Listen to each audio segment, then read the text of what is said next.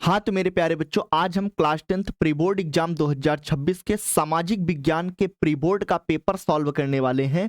और मेरे प्यारे बच्चों, आपके प्री बोर्ड एग्जाम में इसी पेपर से एक एक क्वेश्चन बिल्कुल हूबहू 100% मैच करेगा। तो बिल्कुल आप इस चीज के लिए निसंदेह हो जाइए, आपके प्री बोर्ड का एक एक क्वेश्चन इसी पेपर से बिल्कुल 100% हूबहू मैच करेगा और आप 100 आउट ऑफ 100 प्री बोर्ड में फोड़ने वाले हो।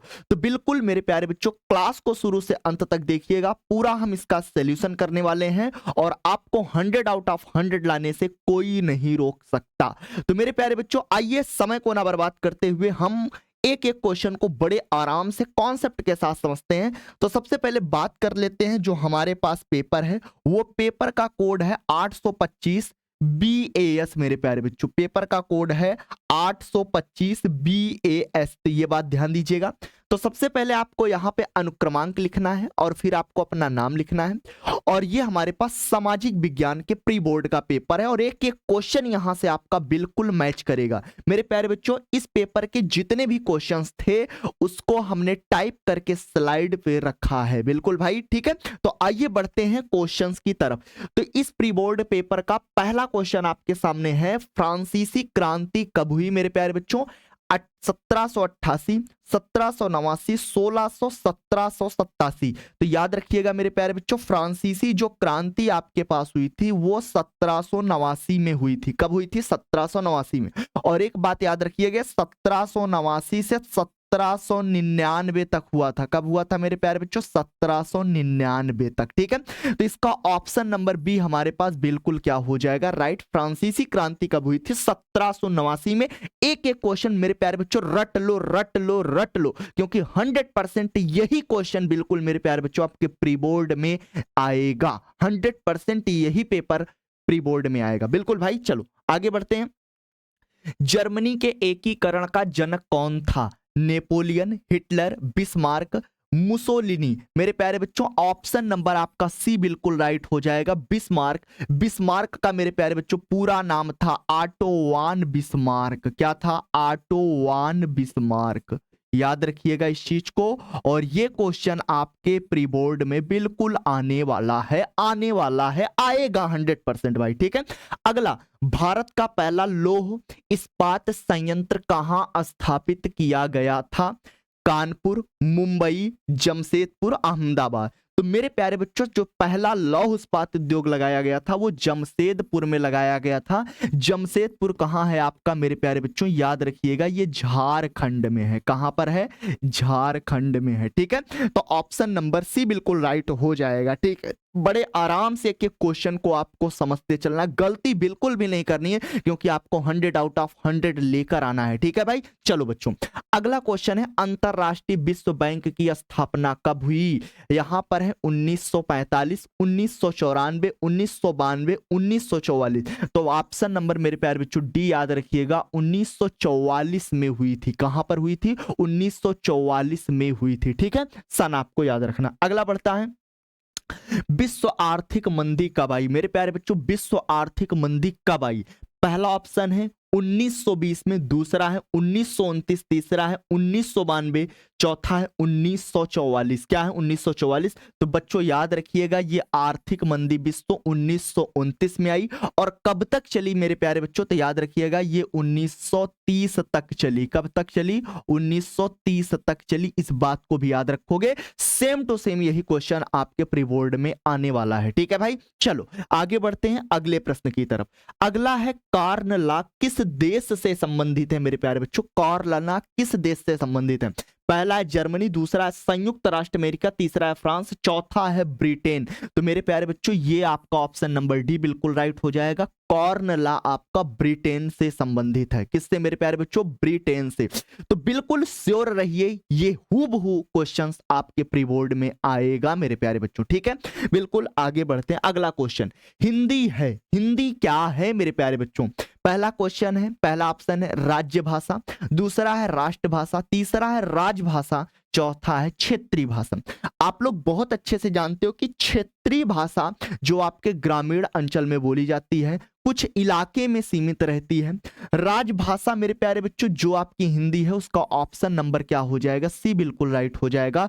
हिंदी आपकी राजभाषा है। क्या है मेरे प्यारे बच्चों, राजभाषा। ठीक है, चलो फिर यहां पे कह रहा है 8 नंबर, जनसंघ की स्थापना हुई थी। जनसंघ की स्थापना हुई थी मेरे प्यारे बच्चों 1951 में, 1972 में, 2014 में, 1990 में। तो ऑप्शन नंबर आपका ए बिल्कुल राइट होगा। जनसंघ की स्थापना 1951 में हुई थी। कब हुई थी, 1951 में। बिल्कुल भैया एक एक क्वेश्चन रट लो इसका आंसर बिल्कुल भी आपको रट लेना है। ठीक है, चलो फिर कह रहा है निम्न में से किसका संबंध लोकतंत्र से नहीं है। किसका संबंध लोकतंत्र से नहीं है। पहला है जनमत, दूसरा है राजनीतिक दल, तीसरा है उत्तरदायी शासन, बहुसंख्यकों का शासन। मेरे प्यारे बच्चों याद रखिएगा यहां पे लोकतंत्र से नहीं है पूछा है, तो लोकतंत्र से संबंध किसका किसका है। पहली चीज तो जनमत, लोगों का मतदान लोकतंत्र से संबंधित है। राजनीतिक दल जरूर भाई लोकतंत्र से संबंधित है जरूर, और उत्तरदायी शासन ये भी मेरे प्यारे बच्चों आपका लोकतंत्र से संबंधित है। परंतु आपके पास बहुसंख्यकों का जो शासन है ये आपका लोकतंत्र से संबंध नहीं है। ऑप्शन नंबर हमारे पास डी इसका बिल्कुल राइट हो जाएगा। बात समझ में आई, चलो आगे बढ़ते हैं। कह रहा भारत के संविधान में महिलाओं के लिए आरक्षण की व्यवस्था है। आरक्षण की व्यवस्था है। पहला ऑप्शन है लोकतंत्र में, दूसरा है विधान सभाओं में, तीसरा है राज्यसभा में, चौथा है स्थानीय संस्थानों में। तो ऑप्शन नंबर आपका डी बिल्कुल राइट हो जाएगा। स्थानीय संस्थाओं में। स्थानीय संस्थाओं को मेरे प्यारे बच्चों पंचायत भी कहते हैं। क्या कहते हैं, पंचायत भी कहते हैं। तो याद रखिएगा जो आपके पास महिलाएं होती हैं उनको आरक्षण की व्यवस्था कहां पर है, स्थानीय संस्थाओं में। ठीक है भाई, चलो अगला क्वेश्चन आपके सामने, निम्नलिखित में से कौन सा आर्थिक का लक्ष्य है। आर्थिक का लक्ष्य है, ऑप्शन है रोजगार, उपभोग में वृद्धि, स्वतंत्रता, इनमें से सभी।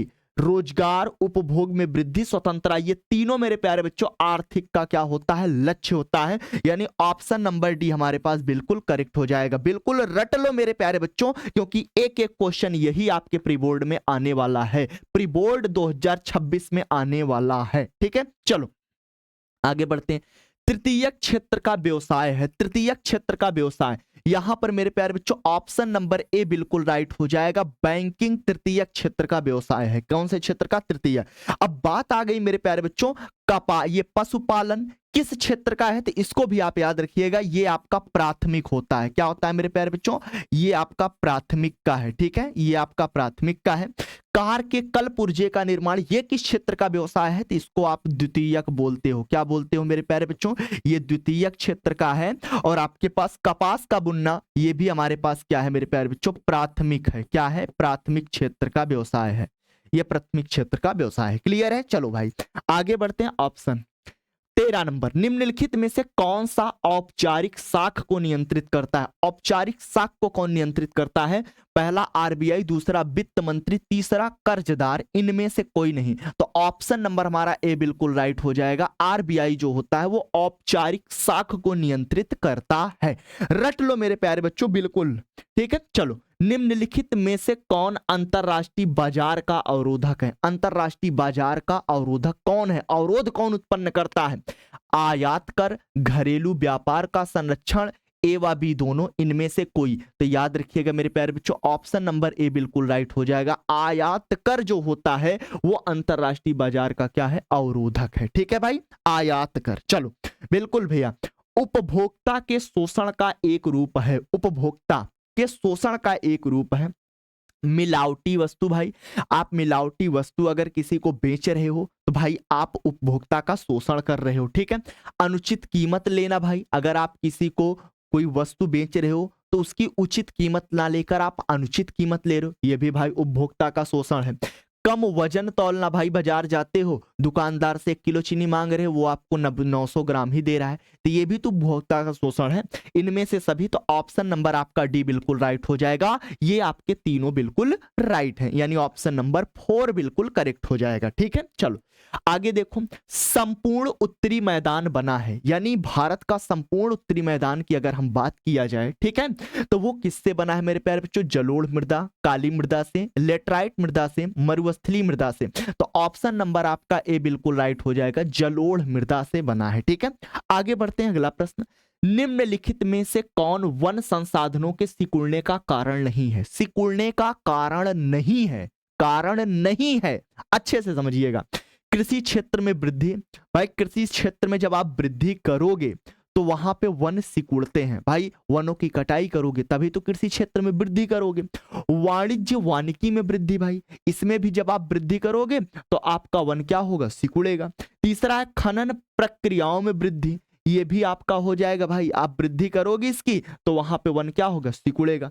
परंतु यहां पे पूछा सिकुड़ने का कारण नहीं है, तो आपका हो जाएगा आरक्षित वनों का विस्तार। आरक्षित वनों का विस्तार मेरे प्यारे बच्चों, ऑप्शन नंबर आपका डी बिल्कुल राइट हो जाएगा, आरक्षित वनों का विस्तार। चलो, निम्नलिखित में से कौन भारत में रोपण फसल का उदाहरण नहीं है? रोपण फसल का उदाहरण नहीं है। पहला है गन्ना, भाई गन्ने रुपाई की जाती है, गन्ने को जब बोया जाता है तो रुपाई की जाती है, बीज बोया जाता है डंठल काट काट के, ठीक है। केला, केला भी आपका रोपण में है। कॉफी, कॉफी की भी रोपाई की जाती है। परंतु मेरे प्यारे बच्चों, आपका जो धान है, धान की क्या की जाती है? नर्सरी तैयार की जाती है। पहले धान की बेहन डालते हो ना भाई आप लोग, तो याद रखिएगा धान आपका यानी सी ऑप्शन बिल्कुल राइट हो जाएगा। ये रोपण फसल का उदाहरण नहीं है, नहीं है।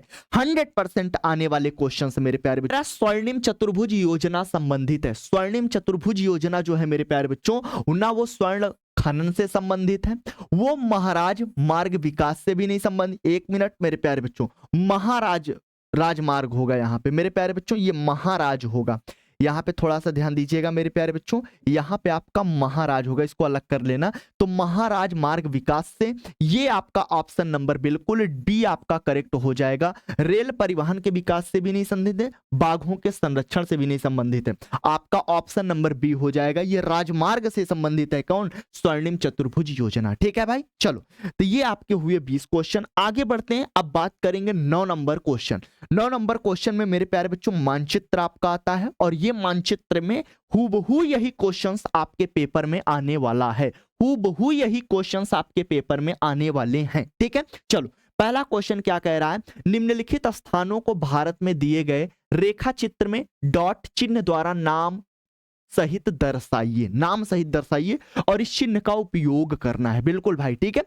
आपको एक मैप दिया जाएगा प्री बोर्ड में, और उसी मैप में वो भारत का मैप होगा। जैसे यहाँ पे मैंने बेहतरीन सा मैप आपको डिजाइन किया है, और इसी में आपको इंडिकेट करके दिखाना है कि वो जगह कौन सी है, ठीक है, और नाम भी उसको दिखाना है, ठीक है। चलो, पहला है वह स्थान जहां पूर्ण स्वराज की मांग का प्रस्ताव पारित हुआ था। मेरे प्यारे बच्चों, वह स्थान जहां पूर्ण स्वराज की मांग का प्रस्ताव पारित हुआ था, वो स्थान का नाम है लाहौर। तो सबसे पहले अपने आप उत्तर को लिखिएगा। क्या लिखिएगा? उत्तर। क्या लिखिएगा? आप उत्तर लिखोगे, उत्तर। उत्तर आपका क्या हो जाएगा इसका? लाहौर। तो याद रखना मेरे प्यारे बच्चों, उत्तर भी आपको लिखना है, और उत्तर के साथ साथ मैप में आपको दिखाना भी है। नहीं दिखाओगे तो आपका आधा नंबर कट जाएगा। एक क्वेश्चन 1 नंबर का होगा, आधा नंबर आपको मिलेगा, ठीक है भाई। तो उत्तर क्या हो जाएगा इसका? लाहौर हो जाएगा। लाहौर पड़ता कहां है? पाकिस्तान में। तो मेरे प्यारे बच्चों, ये आपका यहां पे आप देख सकते हो, ये यहां पर, ये आपको लाहौर यहां पे आपको दिखाई पड़ेगा। ये डॉट से मैंने दिखा दिया, और यहां पे मैंने लाहौर लिख दिया। क्लियर है भैया? चलो, दूसरा है वह स्थान जहां दिसंबर 2020 को कांग्रेस का अधिवेशन हुआ था। मेरे प्यारे बच्चों, कहां पर हुआ था? नागपुर में हुआ था। कहां हुआ था मेरे प्यारे बच्चों? नागपुर में। तो ये बात आप याद रखिएगा, ये आपका उत्तर हो जाएगा। उत्तर में आप क्या लिखोगे? उत्तर में आप लिखोगे भैया नागपुर। क्या लिखोगे? नागपुर। क्या लिखोगे? नागपुर, ठीक है। इतनी बात क्लियर। नागपुर पड़ता कहां है? महाराष्ट्र में पड़ता है। कहां पड़ता है? महाराष्ट्र में। अब यहां पे आपका देखो भाई, तो ये मैंने यहां पर दिखाया है इंडिकेट करके, भाई इसको आप ध्यान दीजिएगा। ये आपका मेरे प्यारे बच्चों महाराष्ट्र का नागपुर है, ये आपका 2 नंबर इंडिकेट करके दिखाया गया है, ठीक है। ये मेरे प्यारे बच्चों इसकी पीडीएफ आपको मिल जाएगी। टेलीग्राम चैनल को ज्वाइन कर लेना, बिल्कुल स्पष्ट आपको वहां पर दिख जाएगा। टेलीग्राम चैनल का लिंक डिस्क्रिप्शन बॉक्स में दिया गया है, ठीक है। चलो, तीसरा है वह जनपद जहां जलियांवाला वाला बाघ हत्याकांड हुआ था मेरे प्यारे बच्चों, तो कहां पर हुआ था? अमृतसर में हुआ था। तो इसका आप उत्तर लिखिएगा। इसका जब आप उत्तर लिखोगे तो उत्तर इसका क्या हो जाएगा? इसका उत्तर हो जाएगा अमृतसर। अमृतसर पड़ता कहां पर है बच्चों? तो आपको पता होना चाहिए कि अमृतसर आपका पंजाब में पड़ता है। कहां पड़ता है मेरे प्यारे बच्चों? पंजाब में। तो ये देखो, ये आपका ये सी नंबर मेरे प्यारे बच्चों, तीसरा अमृतसर यहां पे इंडिकेट करके ये दिखाया गया है। ठीक है, चलो फिर वह स्थान जहां आनंद भवन स्थित है। आनंद भवन मेरे प्यारे बच्चों यूपी के प्रयागराज में स्थित है। तो इसका उत्तर क्या हो जाएगा? इसका उत्तर हो जाएगा आपके पास, इसका उत्तर हो जाएगा प्रयागराज। क्या हो जाएगा? प्रयागराज। इसका उत्तर हो जाएगा प्रयागराज। ठीक है, तो प्रयागराज यूपी में पड़ता है और आप यहां पर देख सकते हो, ये इंडिकेट करके हमने ये बिल्कुल दिखा दिया। ये यहां पर आपका ये प्रयागराज है। ठीक है, क्लियर है भैया? चलो बिल्कुल। फिर अगला है वह स्थान जहां सूती मिल श्रमिकों ने पहला सत्याग्रह किया था। तो वो आपके पास क्या है मेरे प्यारे बच्चों? अहमदाबाद है। क्या है? अहमदाबाद, याद रखिएगा। तो उत्तर आप यहां पे सबसे पहले लिखोगे, क्या लिखोगे? उत्तर आपका क्या हो जाएगा? अहमदाबाद। अहमदाबाद हो जाएगा। क्या हो जाएगा? अहमदाबाद। ठीक है, तो ये आप देख सकते हो यहां पर इंडिकेट करके दिखाया गया है अहमदाबाद। ठीक है, तो ये आपको मानचित्र में फिल भी करना है और इसका आंसर भी लिखना है। ठीक है भाई, चलो आगे बढ़ते हैं। 9 का भी देखते हैं। निम्नलिखित स्थानों को दिए गए चिन्ह के अनुसार भारत के मानचित्र में दर्शाइए। ये क्वेश्चंस के सामने उसके सिंबल्स दिए गए हैं। ये आप देख सकते हो सबके सामने क्या दिया गया है? इसका सिंबल, प्रतीक दिया गया है और इस मानचित्र में आपको दिखाना है, उस सिंबल के साथ दिखाना है, चिन्ह के साथ। पहला क्वेश्चन क्या है? पहला मेरे प्यारे बच्चों है पश्चिम भारत में स्थित एक सॉफ्टवेयर टेक्नोलॉजी पार्क। मेरे प्यारे बच्चों पुणे महाराष्ट्र में पड़ता है। कहां पड़ता है? पुणे महाराष्ट्र। तो इसका आप सबसे पहले उत्तर लिखोगे। कहां लिखोगे? उत्तर इसका क्या हो जाएगा? पुणे हो जाएगा। पुणे पड़ता कहां है? महाराष्ट्र में। अब इसको कहां दिखाओगे मानचित्र में? तो ये देखो मेरे प्यारे बच्चों, यहां पर स्टार करके ये आपको दिखा दिया गया है, स्टार बना के। ये देखो, ये पुणे महाराष्ट्र में, यानी पुणे आपका यहीं पे पड़ेगा। और याद रखिएगा मानचित्र में आपको ज्यादातर बिल्कुल सटीक चीजों को दिखाना है, कौन से लोकेशन पर है वो, बिल्कुल, तब आपको पूरा का पूरा 100 आउट ऑफ 100 आप फोड़ कर आओगे भाई। ठीक है, चलो फिर आगे बढ़ते हैं। दूसरा क्वेश्चन यहाँ पे कह रहा है पूर्वी भारत में स्थित एक लौह, यहां पर मेरे प्यारे बच्चों लोहा और इस्पात से लौह इस्पात होगा। यहाँ पे थोड़ा सा आप बना लीजिएगा इस चीज को, ये आपका लौह होगा। क्या होगा भैया? इसको काट दो, तो ये आपका क्या होगा? लौह होगा। ठीक है, लौह इस्पात संयंत्र। मेरे प्यारे बच्चों लौह इस्पात संयंत्र कहां पर है, ये आपसे इसमें क्या किया है? पूछा है। तो इस बात को आप ध्यान दीजिएगा, ये कुल्टी में पड़ता है। कहां पर पड़ता है? कुल्टी। कुल्टी आपका कहां है मेरे प्यारे बच्चों? पश्चिम बंगाल में है। कहां पर है? पश्चिम बंगाल में। इसका हम उत्तर लिखते हैं सबसे पहले। तो ये आपका कहां पड़ता है? ये आपका कुल्टी में पड़ता है। कहां पर? कुल्टी। कुल्टी कहां है? पश्चिम बंगाल में है। पश्चिम बंगाल में है। कहां पर है? पश्चिम बंगाल में। तो ये बात याद रखिएगा, इसका सिंबल ये है, इसको दिखाना है। तो ये आप देखो, मैंने ये आपको पश्चिम बंगाल दिखाया है, ये आपका कुल्टी है, ये आपका बिल्कुल ये स्थान है। ठीक है, क्लियर है? ये आपका हो गया। चलो तीसरा, दक्षिण भारत में स्थित एक तापीय संयंत्र को दिखाना है मेरे प्यारे बच्चों। तो तापीय संयंत्र को किससे दिखाना है? ये आपका जो डॉट दिख रहा है, ठीक है, कुडनकुलम है। क्या है? कुडनकुलम। और ये आपका कहां पड़ता है? तमिलनाडु में। तो इसका आप उत्तर लिखोगे, इसका आप उत्तर क्या लिखोगे? कुडनकुलम। इसका आप उत्तर लिखोगे कुडनकुलम। कुडनकुलम, कुडनकुलम, ये आपका कुडनकुलम हो गया। और पड़ता कहां से है? ये आपका पड़ता है मेरे प्यारे बच्चों तमिलनाडु में। तो ये आप देख सकते हो, ये डॉट कलर से हमने इसको दिखा दिया यहां पर, ये आपका तमिलनाडु है। ठीक है, बिल्कुल एग्जैक्ट। फिर आगे बढ़ते हैं, अगला प्रश्न क्या है? छत्तीसगढ़ राज्य की राजधानी है मेरे प्यारे बच्चों रायपुर है। क्या है? रायपुर। इसको आपको बॉक्स के अंदर सी से दिखाना है। तो इसका आप उत्तर यहाँ पे सबसे पहले लिख लो भैया। इसका उत्तर क्या हो जाएगा? रायपुर हो जाएगा। क्या हो जाएगा? रायपुर। ठीक है, इसका उत्तर रायपुर हो जाएगा। और आप देख सकते हो रायपुर आपका ये यहाँ पे पड़ेगा मानचित्र में, बिल्कुल एग्जैक्ट देखना, ये यहाँ पर बिल्कुल शीशे में दिखा दिया इसको। ठीक है, फिर कह रहा है पूर्वी भारत में स्थित एक अंतरराष्ट्रीय हवाई पत्तन, यानी पूर्वी कहाँ है? पूर्वी भारत में स्थित एक अंतरराष्ट्रीय हवाई पत्तन आपको यहाँ पर दिखाना है मेरे प्यारे बच्चों। तो ये आपका पड़ता कहाँ है मेरे प्यारे बच्चों? असम में। और असम में आप इसको दिखा सकते हो, ये आपको एरोप्लेन का सिंबल बना के दिखाना है। तो उत्तर आपका यहाँ पर मेरे प्यारे बच्चों, उत्तर कहाँ पे ये पड़ेगा? असम में पड़ेगा। कहाँ पर पड़ेगा? असम में पड़ेगा, इस बात को याद रखिएगा। और उसका नाम क्या है मेरे प्यारे बच्चों? गोपीनाथ बारदोलोई अंतरराष्ट्रीय हवाई अड्डा। ये यहाँ पे देख सकते हो हवाई जहाज का सिंबल बना के हमने दिखा दिया है। ये आपका कहाँ पड़ता है? गुवाहाटी असम में पड़ता है। कहाँ पर मेरे प्यारे बच्चों? गुवाहाटी असम में पड़ता है। ठीक है, क्लियर? तो आप लोग मेरे प्यारे बच्चों इस मैप को बहुत अच्छे से समझ गए होंगे। और यहां पर ध्यान दीजिए, और बाकी के जितने भी डिस्क्रिप्टिव क्वेश्चन है उनका अगर आप पेपर का क्वेश्चन देखना चाहते हो तो आप हमारे टेलीग्राम चैनल को फटाफट जाके ज्वाइन कर लो। डिस्क्रिप्शन बॉक्स में टेलीग्राम का लिंक दिया गया है, वहां पर पूरा आपका कंप्लीट पेपर मिल जाएगा सोशल साइंस का। और जो आपके प्री बोर्ड में मेरे प्यारे बच्चों 100% यही क्वेश्चन आएगा और आप 100 आउट ऑफ 100 फोड़ कर आओगे। तो बिल्कुल अभी ना देर करते हुए फटाफट आप जाओ, टेलीग्राम चैनल को ज्वाइन करो, वहां से आप पेपर का पूरा कंप्लीट सॉल्यूशन प्राप्त कर लो। ठीक है भाई, तो मेरे प्यारे बच्चों आज की क्लास यहीं तक, मिलेंगे आपसे अगली क्लास में। तब तक के लिए बाय, टेक केयर, अपना ध्यान रखिए।